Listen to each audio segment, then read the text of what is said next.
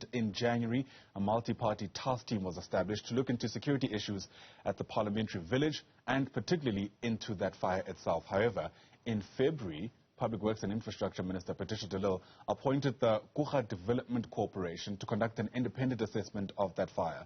Last week, the minister announced that her department had received a preliminary report.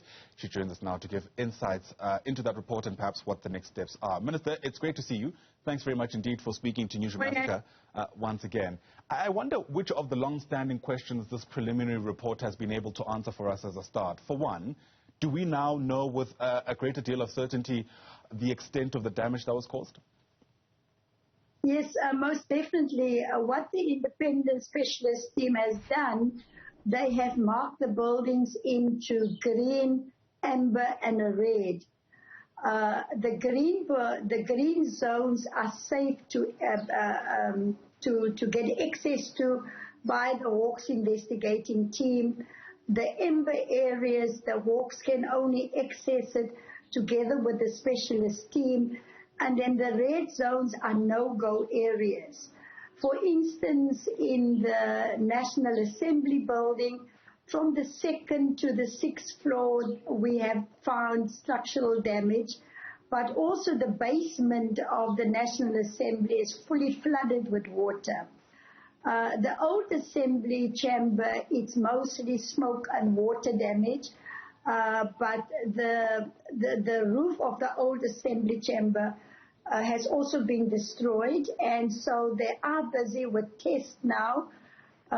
Once they have concluded the test, they will be able to give us the extent of the damage, the cost of how much it will cost to repair the damage, and then also the time frame.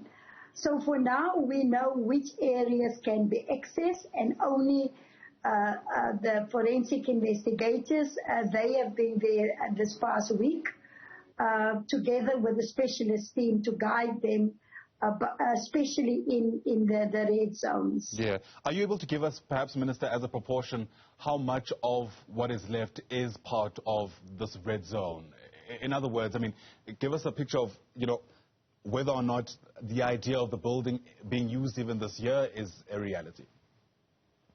Well, the specialist team found that the facade of the building is quite sound. The damage is mostly in the roofs, and then the structures of the roof, that is where they are doing tests now. They will, before the end of March, give us a full report about, and also the plan for restoration. For now, they are still busy on the site, and I hope that by the end of March, we will be able to announce to the country the cost and the extent of the damage of the cost, and also how long it will take to repair. So it's another month to go before we'll be able to answer your question, Ayanda. Okay. Fundamentally, I think many South Africans are keenly waiting to hear what we know about the cause of this actual fire. And that, Minister, is because, as you can appreciate, there's all kinds of narratives being shared in various spheres. There's people who are seriously doubting that the man who's been arrested in connection with the fire has anything to do with it. What, if anything, has the report said about the cause of this blaze? Well, they do have a fire expert with them. But for now, all the evidence and all the photographs that we have, including the 3-hour video footage, was handed into the Hawks. We are not allowed to comment on it because it is a crime scene. And another forensic specialist team came in this week to test and see if there was any explosive use inside the building.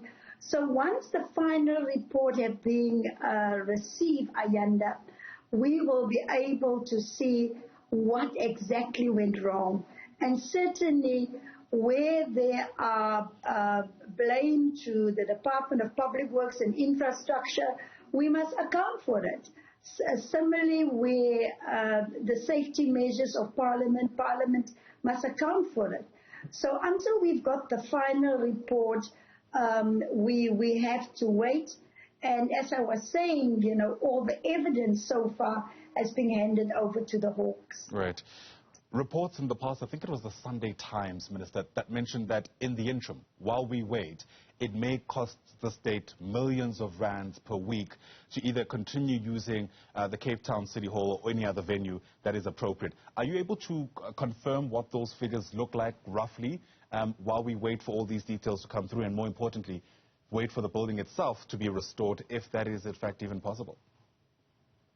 The interim measures that we have is that we've been able to find office accommodation for all the presiding officers, for all the members of parliament where their offices were destroyed. They are in temporary accommodation for now. Parliament is also using the Good Hope Chambers where we've got translation facilities available. And then Parliament was also using the City Hall. My understanding is that the use of the City Hall is free of charge from the City of Cape Town, but Parliament still has to bring in the interpreting services, the safety measures and all of that. So for now, the City Hall is only being used twice. And we are making use of the Good Hope Chamber exactly to reduce the cost for Parliament to host all of these meetings. Do these costs, the ones that are being paid, run into the millions per week as per those reports? Well, those reports were issued by the Parliament.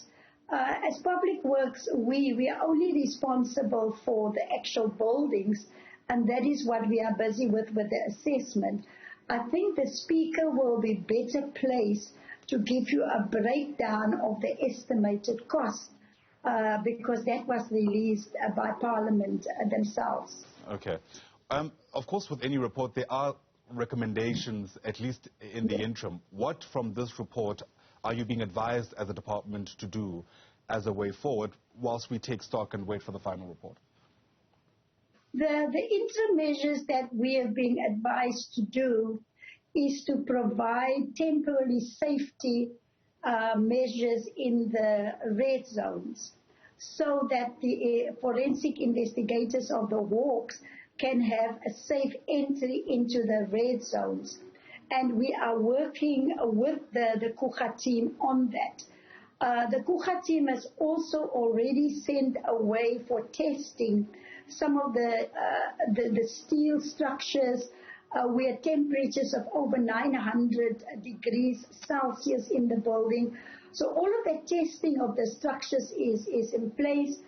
The other one that they've also asked us to do is in the old assembly chamber, they have sent away some material to test and see whether there's any asbestos in the material. Because the old assembly chamber is quite an old building. So we have started the procurement process to put the immediate safety measures in place so that the investigation team of the Hawks can have access to any part of the building. Once they hand over the building to us, we will then be able to start putting in those safety measures, and we will be able also to start doing the estimated cost. We will then prepare the necessary specifications for a tender to go out. We are working as fast as we can because we realize that this is the house of our democracy. This is where people debate and hold the executive to account.